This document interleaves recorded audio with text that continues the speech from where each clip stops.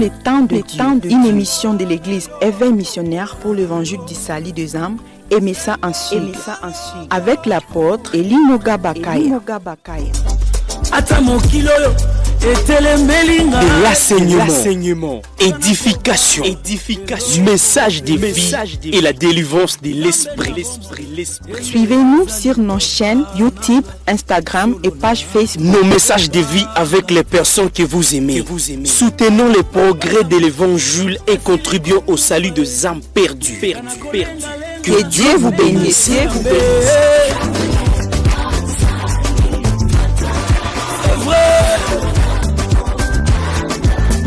Jamais.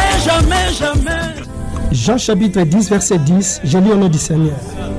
Le voleur ne vient que pour détruire, tuer et détruire. Moi je suis venu afin que mes brebis aient la vie et qu'elles n'aient même en abondance.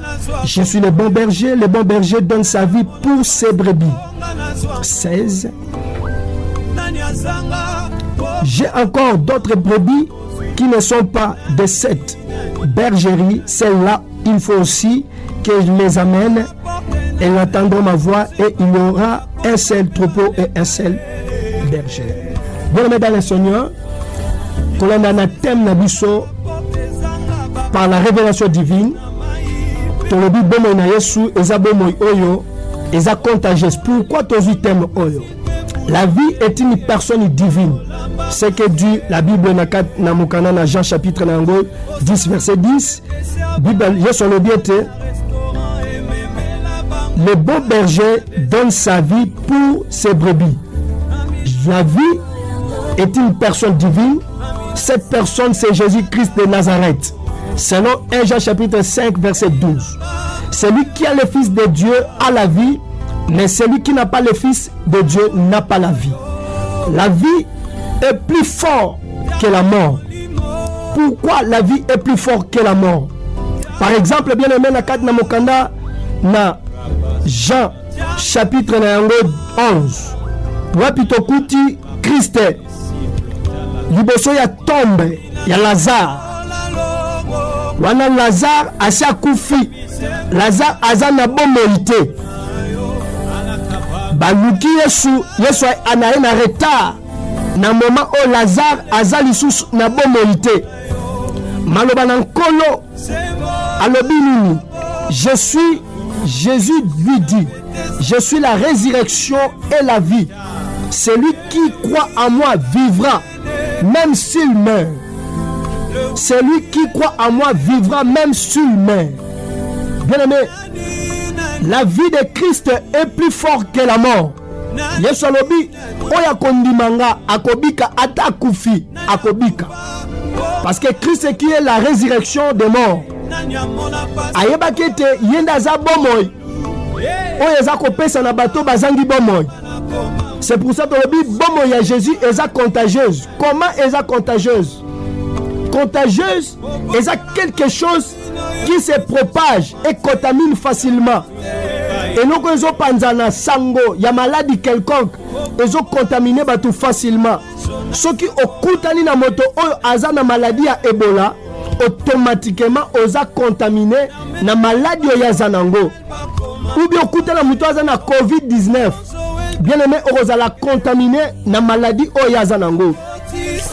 Tango okutani na Christ okozala pe contaminé na bomo ya Yesu o Christ azanango. Yango balakisi biso ba mesure barrière eza pona ko se protéger contre maladie oyo ezali contagieuse. Kasi soki okutani na Yesu okomi pe contaminé na bomo oyo eza kati na nkolo. Mesure barrière oyo esengeli ozala nango ezali mesure nini? Ezali kokima lisumu po okutana na Yesu Kristo. Bien aimé, soki olingi okutana na bombo ya Jésus, mesure barrière oyo esengeli yo mwana na Nzambe ozala nango eza kokima masumu to kokima mabe. Alors tango eza kokima mabe okokutana na bombo. Bien aimé, la vie de Jésus est contagieuse. La femme du Père et du sang a compris que pour avoir la guérison, il faut que je touche Jésus. Moi si oya litanga makila akeneki ko comprendre au-delà. Alors que non, pour que ngana bika et na simba Yesu parce que maladie on nazalango. Selon Matthieu 9, 21, car elle disait en elle-même, si je puis seulement toucher son vêtement, je serai guéri. Moi ça comprenait que maladie on nazalango ezobikate. Namukana la Luc elobi chapitre 8 43. Oh, il y avait une femme atteinte d'une perte de sang depuis 12 ans et qui avait dépensé tout son bien pour le médecin sans qu'aucune ait pu la guérir, pardon. Abebisi bozunaye, abebisi bambongo naye, biloko naye abebisi, mais azwa ki lobi côté. Azwa ki lobi côté. Yango na kana mokana na Matthieu 21 19 21, moi je lobi kati na motema na na molimo naye. Abi non, soki nga na kosimba kaka elamba ya nkolo ya Yesu, nakobika na maladie onaza nango. Bien aimé, ndenge nino koki komona Christ, pe ndenge nino koki kosimba Christ. Yo oyo zoluka bomo ina Christ, ekota kati na bomo ina yo. Ya liboso, esengeli obanda kosenga Nzambe apesa o miso ya molimo. Ya mibale esengeli osenga Nzambe apesa miso ya molimo, pe apesa loboko ya kondima. Parce que bomo na Yesu ko kota kati no kaka soki oza na miso ya molimo pe na loboko akondima. Yango Yesu alobi soki mutu akondima nga akozwa bomo inanga pe moto wana akobika ata soki akufi akovivre. Bien aimé dans le Seigneur, parti B nanzela ya kosalela ye, nanzela kosalela ye okoki kozwa guérison miracle na vie na yo. Selon Exode chapitre 23 verset 25. La Bible dit que vous servirez l'Éternel votre Dieu et il bénira votre pain et vos eaux. Et j'éloignerai la maladie du milieu de toi. C'est-à-dire, ma stratégie, ma technique, il y a qu'on soit guérison, tant qu'on soit bon, il y a Christ. Et ça, il y a qu'on tous amis qu'on a zambé, ma mesure barrière, il y a qu'on kimali sumu, ma mesure barrière, il y a qu'on compte le principe dans zambé, puis qu'on bika bon, il y a bon zambé, il y a qu'on sait que on recevoir guérison dans zambé 4 na bon inayo. Bien aimé, quand tu touches la personne qui a la maladie d'Ebola directement, tu es contaminé. La personne qui a cette maladie, on ne le touche pas. Parce que ce que touche, automatiquement, aux yeux malades, aux yeux malades. Bien aimé dans le Seigneur, la femme du perte du sang a compris qui elle a été contaminée par Jésus lorsqu'elle a touché son habit. Donc moi, si wana a comme qui contaminé, tangu asimba qui est la main na Yesu.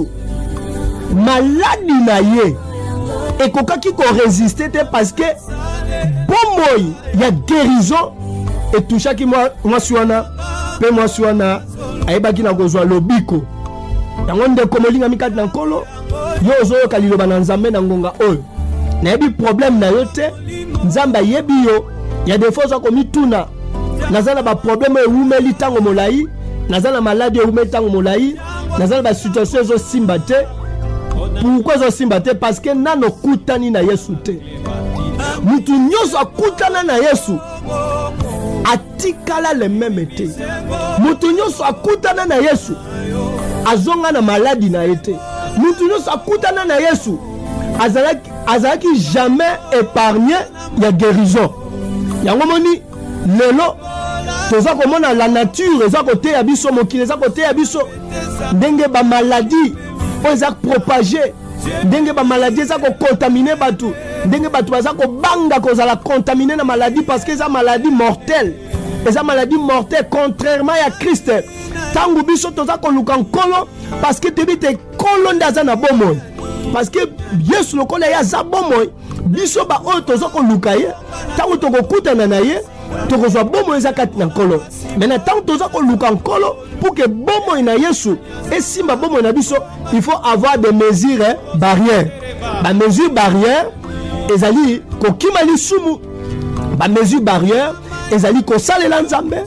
Ba mesure barrière ezali ko tamala ba principe pour que on soit guérison contrairement na homo qui le pesi biso. contrairement à homme qui le pèse biso. Maintenant, homme qui le pèse biso est dans le sens négatif, mais au Christ a pèse biso est dans le sens positif. C'est pour ça bien aimé dans le Seigneur. Est-ce que vous avez le Nzambe? Si vous avez Nzamba sunganga na yo, à travers message oyo et salisa yo na poko lelo. Lévitique chapitre 17 verset 11. Car la vie de la chair est dans le sang. La vie de la chair est dans le sang. Nzoto obisoto memi bomo inango ezakati ya makila. Nzoka nde makila moko etangaka. Makila ne tangaka ezaki makila naturel te, eza makila surnaturel. Le sang de Jésus etangaki po epesa bomo ina nzoto na biso ya kufa. Parce que nzoto tomemi eza nzoto ya kufa. Eza nzoto ya lisumu, eza nzoto ya coutume, eza nzoto moko ya faiblesse, eza nzoto ya ba maladie ebele, eza nzoto moko ekoki ko supporter te. C'est pour cela, c'est Jésus-Christ et sengelaki atangisa makila na ye. Alors makila wana de epesi biso bomoy. Lévitique alobi, car la vie de la chair est dans le sang, je vous l'ai donné sur l'autel.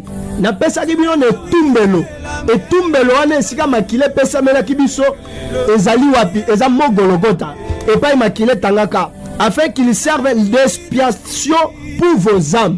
Dadi makile ne tangaka pona elongola mabe pour que amela biso ezala sauver. Le temps de une émission de l'église Éveil missionnaire pour l'évangile du salut des âmes. Aimez ça ensuite. Avec l'apôtre Elinoga Bakaya. De l'enseignement, édification, message de vie et la délivrance de l'esprit. Suivez-nous sur nos chaînes YouTube, Instagram et page Facebook. Nos messages de vie avec les personnes que vous aimez. Soutenons les progrès de l'évangile et contribuons au salut des âmes perdues.